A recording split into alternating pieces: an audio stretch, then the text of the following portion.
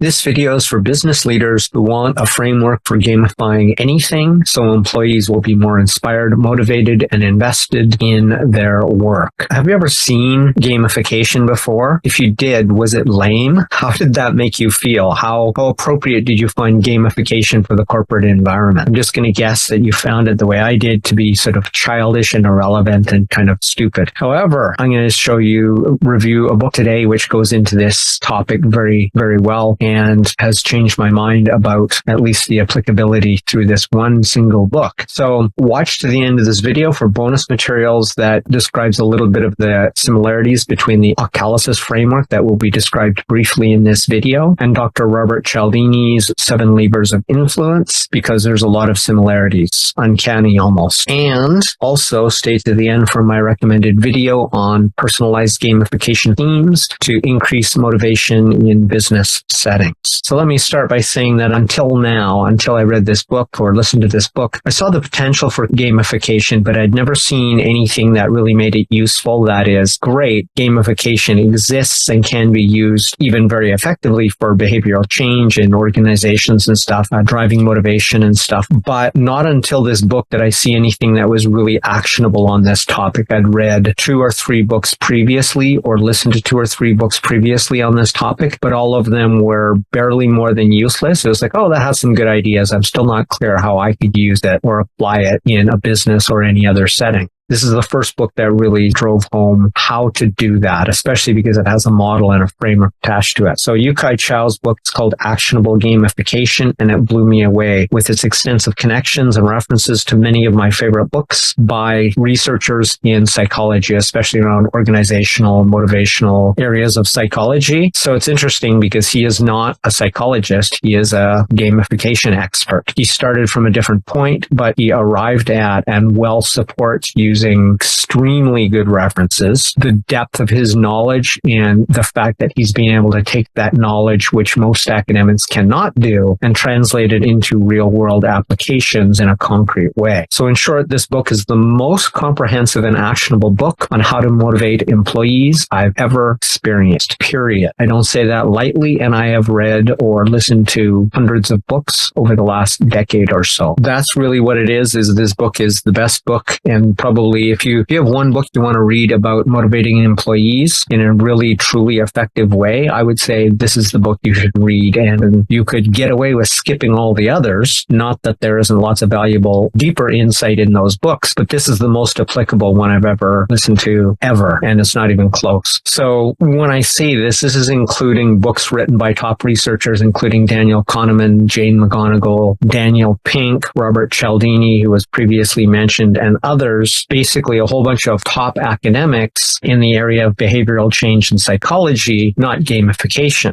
but quite literally almost every single, I can only think of one author whose last name was Wu, I think it was. I believe every other single book that he mentioned in this book are books I myself have listened to or read in the past, which is why I'm so impressed, because the list and the credentials of the authors and the books that he refers to is just damn impressive. It means that he knows what he's talking about. So the reason that this book is the best, and what I mean by the best is the best of any book on behavioral and organizational change or motivation that I've ever listened to or read, is that while it's not a light read, it's far more accessible or more in plain English than many of the books that it cites for its own references, the more academic stuff. And unlike virtually all those other books, it clearly describes how to use gamification in particular to create work, motivation, workplace culture, and work engagement in your company. So it'll take you and your team some substantial work to actually apply it. It won't be simple. It will take effort,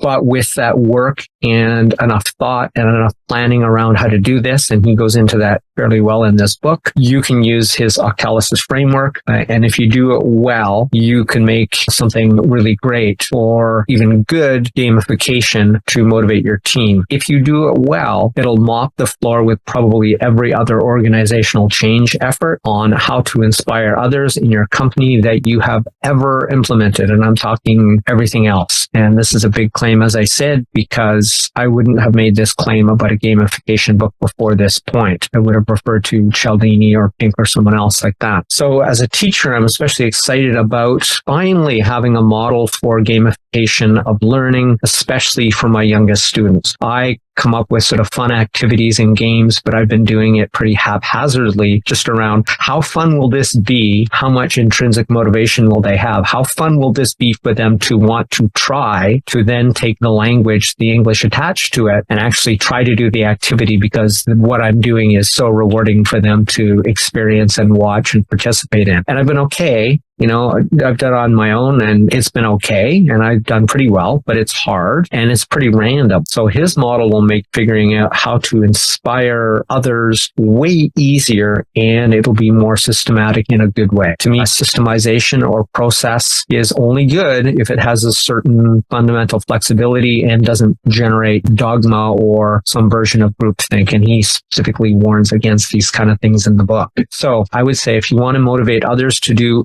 anything, I would recommend this book above every one of dozens of others I've listened to on the topics of motivation, workplace culture, persuasion, and business leadership, period, full stop. So thank you for watching this far. This is now onto the bonus content, and I've kind of kept this short and vague, otherwise this video would be too long. And that is what struck me immediately about this book when I first started listening to it, and the language he used around what he calls his 8 core drives were so similar to Dr. Robert Cialdini's influence, latest book, and its 7 levers of influence, that they were not exactly identical, but they are covered within it. So to keep it short, let's just say that not only are the names of Chou's 8 core drives similar to Cialdini's 7 levers of influence, but the core drives use more plain, understandable English to the layperson who doesn't have any background in psychology or academics, and it has that sort of game twist in the language. So that's kind of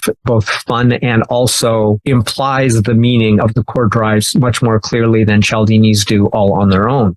And they still cover every single one of the 7 levers of influence that Cialdini describes within those 8 core drives. And in fact, there's 9 if you include what he calls sensation, which is not an actionable drive, but he notes it as a drive. So the next thing is that I'll leave a link in the description of this video to go into the 7 levers of influence, because you may not know what those are. And if you are in business, if you need to persuade anybody to do anything, but especially in marketing, you should know who Cialdini is.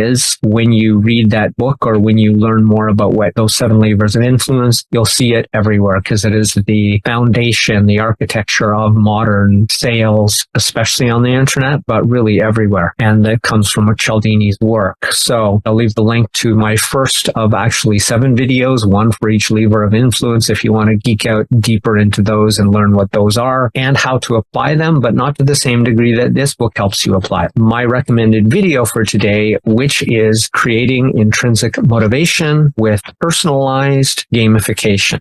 So this sort of goes in the same direction, but it was inspired by a different book I recently listened to by Katie Milkman called How to Change. Please share this video with anyone who you know who thinks that gamification is childish, ineffective, or unscientific, as well as inappropriate to use in a corporate setting. This book will change your mind, especially if you have enough background on the science and the people that he talks about to know that these are the heavy hitters of those fields. So it really is, in a word, kick-ass, and probably the best book I've ever listened to that covers most of all the things I do in my neurocognitive leadership practice. So that's it for Crush It Club 279, How to Motivate Employees, book review, actionable gamification. My name is Tim B. Green. Bye for now.